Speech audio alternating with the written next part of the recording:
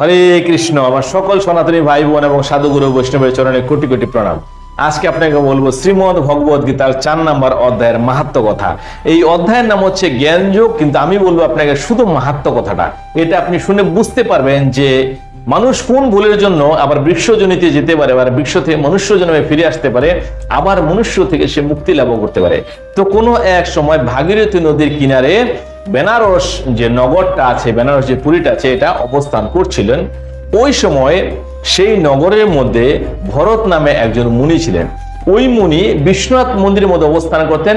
সেখানে উনি সেই মন্দিরের মধ্যে পুজো করতেন। তার সাথে উনি শ্রীমদ ভগবদ গীতার ৪ নম্বর অধ্যায়টা প্রতিদিন পাঠ করতেন।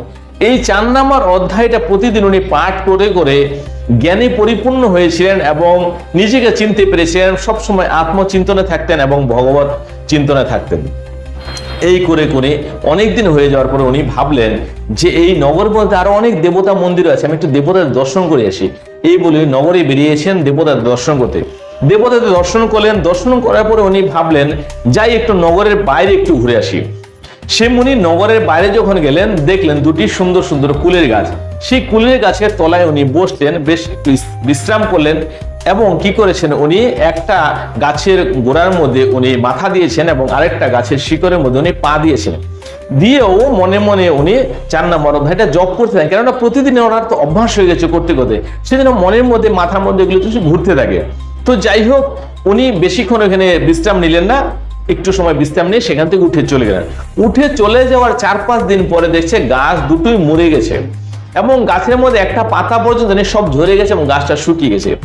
সেই কুলের গাছ দুটো মুনির সংস্পর্শ পেয়ে মারা গেছে। মারা যাওয়ার পরে তাদের আত্মা গিয়ে কোন একটা পবিত্র ব্রাহ্মণের ঘরে দুটি কন্যা সন্তান রূপে জন্ম নিয়েছে। কিন্তু ছোটবেলা থেকেই ওনাদের মনে আছে যে কে ওদের মুক্ত করেছিল।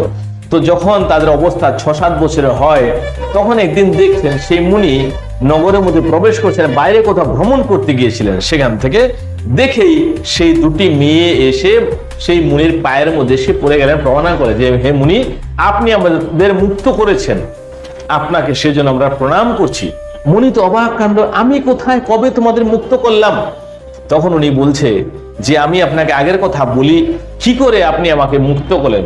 তখন মুনিও বললেন যে হ্যাঁ তোমরা বলো না, আমি কি করে বুঝতে পারবো? তখন সেই মেয়ে দুটি বলল যে কোনো এক সময় আমরা অপ্সরা ছিলাম স্বর্গের। তো ওই সময় এই রাজ্যের মধ্যে একজন বড় ব্রাহ্মণ ছিলেন, উনি খুবই তপস্বী ছিলেন।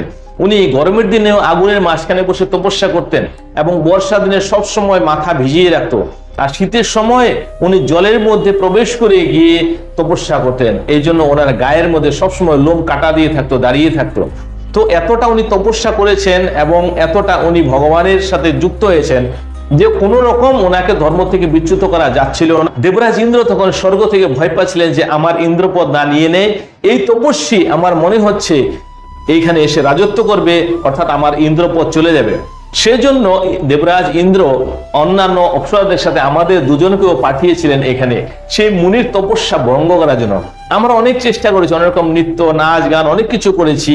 কখনো কখনো আমরা আমাদের বুকের শাড়ি ফেলে দিতাম, তা দিয়ে আমাদের ছাতিও দর্শন পেয়েছে কয়েকবার মুনি, কিন্তু তাতেও মুনির মন কোনো রকম কামুক হয়নি এবং আমরা অনেক রকম ভাবে ওনাকে কামে উৎপীড়ন করার চেষ্টা করেছি, কিন্তু তাতে মুনির কোনো রকম কাম ভাব জাগেনি, বরঞ্চ ওনার উল্টো রাগ উঠে গেছে। সে রাগে আমাদের অভিশাপ দিয়েছে যে তোরা আমার তপস্যা, আমার ধ্যান নষ্ট করার চেষ্টা করছিস, তোরা কুলের গাছ হয়ে যা। তখন আমরা নিজের ভুল বুঝতে পারি, নিজের ভুল বুঝতে পেরে সে মুনির পায়ে পড়লাম যে আমাদের ক্ষমা করুন, আমরা এখন অন্যের দাস, আমাদের হাতে কিছু নেই, আমরা এখন পরাধীন আছি। তখন মুনি বলেন ঠিক আছে, তবে তোমাদের একটা উপায় বলে দিচ্ছি, যখন তোমাদের ভরত মুনির সাথে দেখা হবে তখন যদি ওনার তোমরা সংস্পর্শ পেয়ে যাও, তাহলে তুমি এই কুল গাছের ইউনিট থেকে মুক্তি পাবে এবং তোমরা মনুষ্য জনিতে আবার জন্মগ্রহণ করতে পারবে এবং তোমার ততদিন স্মৃতিশক্তি থেকে যাবে, তোমরা ভুলবে না এই ঘটনাগুলো।